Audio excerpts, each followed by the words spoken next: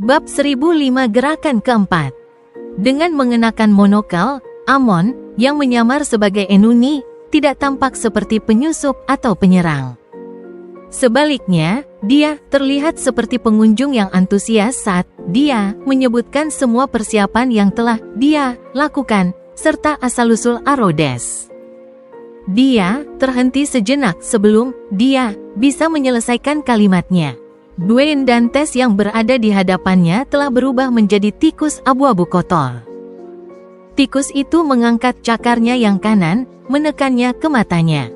Pada saat yang sama, di Taman Jalan Boklun 160, German Sparrow dengan wajahnya yang kurus, berambut hitam, dan bermata coklat, muncul di tengah kumpulan mawar. Ketika Amon sedang mengatakan sesuatu yang sangat menggoda, dia diam-diam membelah sebuah Worm of Time dalam upaya untuk menyerang tubuh Klein agar dapat melakukan parasitasi. Namun, Klein telah berada dalam keadaan siaga tinggi sepanjang waktu. Dia mendeteksi upaya ini melalui perubahan pada spirit body traits-nya, sehingga dia dengan cepat menciptakan sebuah boneka pada momen kritis dan bertukar tempat.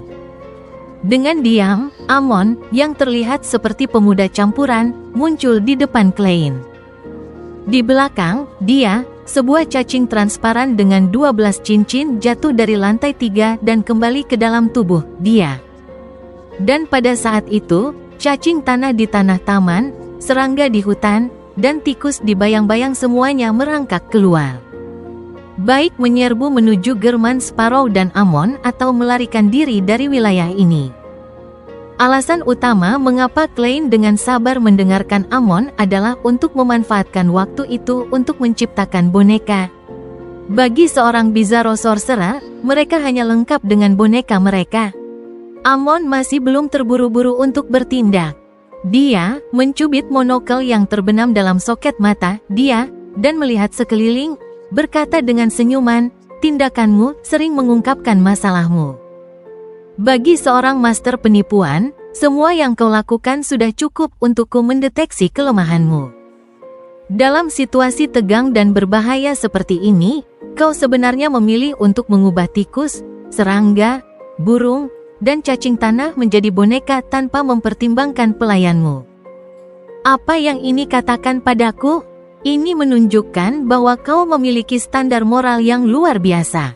Kau masih menganggap dirimu manusia dan tidak mau melukai mereka. Setelah memahami poin ini, meskipun avatarku lebih rendah darimu, tetap saja mudah untuk menjatuhkanmu. Kau bahkan tidak akan mampu mati meskipun kau menginginkannya. Ah, benar. Kau bisa berhenti mencoba mengendalikan spirit body traits-ku secara diam-diam. Ini karena kau mengendalikan spirit body traits yang aku curi. Mereka milik pelayanmu, pembantu rumah tanggamu, dan kusirmu. Jika ini berlanjut, aku khawatir kau akan merasakan rasa bersalah yang mendalam. Bahkan spirit body traits bisa dicuri? Tidak, ini lebih seperti mencangkok. Ekspresi Klein sedikit membeku saat dia menghentikan kendalinya atas spirit body traits Amon. Dia telah sabar, membiarkan Amon berbicara panjang lebar, terutama karena dia diam-diam mencoba mengubah avatar Amon menjadi bonekanya. Bagi seorang Bizarro Sorcerer, pertarungan seperti ini, di mana dia memperlambat waktu dan memanfaatkan pengaruhnya secara diam-diam, seharusnya menjadi sesuatu yang paling dia kuasai dan nikmati. Sayangnya, dia telah menghadapi Blasphemer Amon, eksistensi puncak saat ini dari jalur Marauder. Meskipun dia hanya menghadapi sebuah avatar, dia tidak bisa berbuat apa-apa terhadap dia. Klein sebenarnya mencurigai bahwa kata-kata Amon adalah sebuah tipu daya, tetapi dia tidak mampu melihatnya. Dia tidak berani mengambil risiko.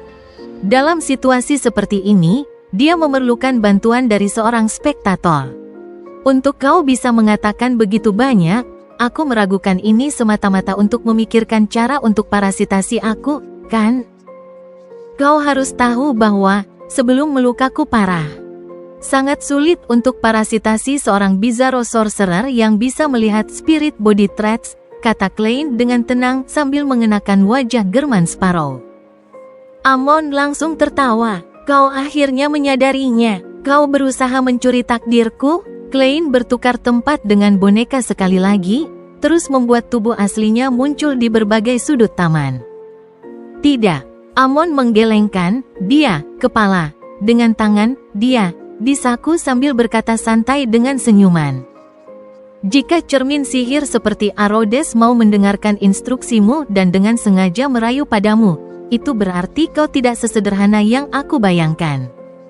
Aku bukan Beyonder dari jalur Tyrant, jadi aku tidak akan terlalu sembrono untuk langsung mencuri takdirmu. Heh, aku tiba-tiba merasa bahwa menggantikanmu secara langsung akan mengakibatkan sesuatu yang tidak ingin aku lihat. Bagaimana kau tahu Arodes sedang merayu? Takdir Flora Jacob seharusnya tidak memiliki hal seperti itu. Klein muncul di atas sebuah pohon. Bonekanya yang berbeda terus mengganti lokasi.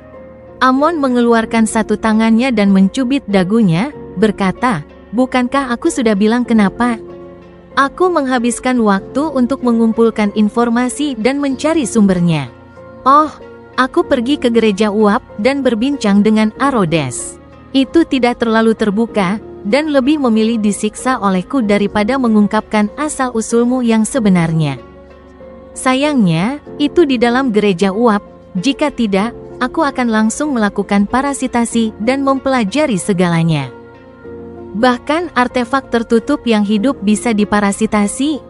Jika Arodes mematuhi aturan dengan ketat, berdasarkan jawabannya di masa lalu, dia tidak terlalu yakin tentang situasiku yang sebenarnya dan hanya memiliki beberapa dugaan." Mata Klein membelalak. Tepat saat dia akan mengatakan sesuatu, dia mendengar Amon tertawa dan berkata, "Kau sepertinya tidak terburu-buru. Apa yang kau tunggu? Kau tidak tahu bahwa nama sekuens 2 jalurku adalah Trojan Horse of Destiny? Meskipun aku hanya sebuah avatar biasa, aku memiliki beberapa kekuatan yang bisa kuterapkan, seperti mengutak-atik takdirmu, membuat kesalahan tertentu muncul untuk jangka waktu tertentu. Misalnya, tidak ada yang akan menyadari apapun, tidak peduli seberapa keras kau berteriak minta tolong. Heh, itu juga berarti bahwa, bahkan jika kau mengaktifkan Evernet Emblem di tanganmu, kau hanya akan mendapatkan efek penyembunyian. Dan kau tidak akan dapat menyampaikan niatmu untuk meminta bantuan, terlepas dari kesepakatan sebelumnya. Juga, meskipun kau berteriak minta tolong atau menciptakan ledakan, pejalan kaki dan pelayan di ruangan tidak akan bisa mendengar apapun. Inilah alasan mengapa aku banyak bicara. Bagi seorang avatar biasa, beberapa hal memerlukan waktu. Baiklah, sekarang giliranmu untuk menjawab pertanyaanku." Klein tidak menjawab saat dia terus bertukar posisi dengan bonekanya. Namun, Amon terus muncul di depannya saat mereka melanjutkan percakapan mereka. Pada saat ini, dia membuat salah satu bonekanya bertanya, "Karena kau sudah menyelesaikan pengendalian takdir, mengapa kau tidak mengambil tindakan? Kau juga tampaknya sedang menunggu."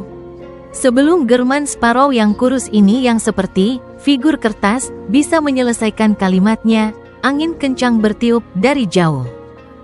Leonard, dengan mantel hitam dan tongkat hitam berlapis perak di tangannya, terbang ke jalan Boklun. Klein, yang telah muncul di sisi Amon, segera berkata, "Inilah yang kutunggu-tunggu." Saat dia mengatakannya, dia mengaktifkan Evernet Emblem yang telah dia pegang erat.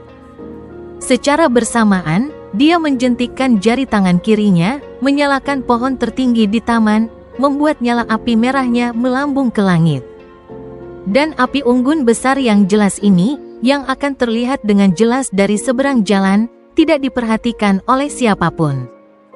Baik pelayan yang mengelap jendela di lantai 1 maupun pejalan kaki yang berjalan di bawah pohon parasol intis.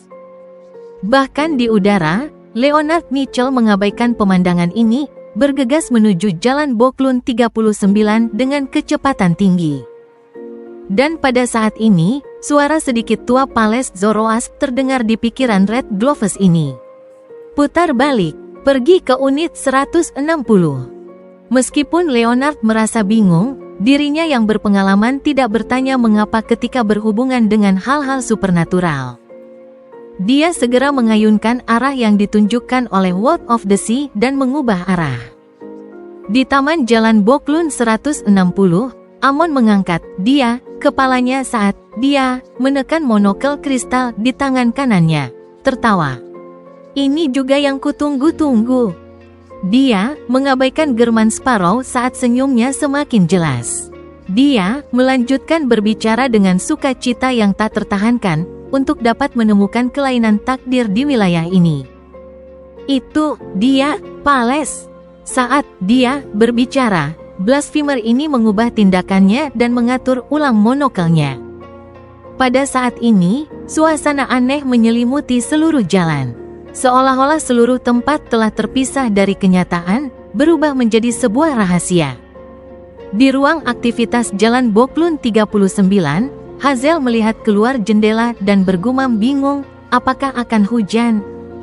Ini bukanlah hal yang penting, jadi dia menarik kembali tatapannya dan mengulurkan tangannya ke nampan 3 lapis untuk teh sore.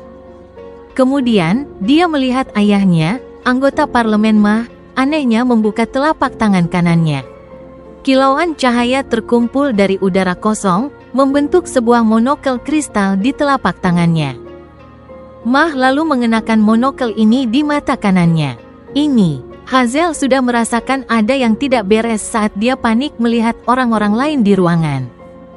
Ibunya, Nyonya Riana, melepas aksesori di hidungnya dan mengenakan monokel yang dia ambil dari suatu tempat. Para pelayan yang berdiri di sampingnya semua mengeluarkan monokel serupa dan memakainya di mata kanan mereka. Duk, Hazel berdiri secara instingtif saat dia mundur berulang kali, menjatuhkan kursi di prosesnya. Suara ini mengejutkan semua orang di ruangan. Riana, dan para pelayan menoleh untuk melihat Hazel. Senyuman perlahan menyebar di sudut-sudut bibir mereka.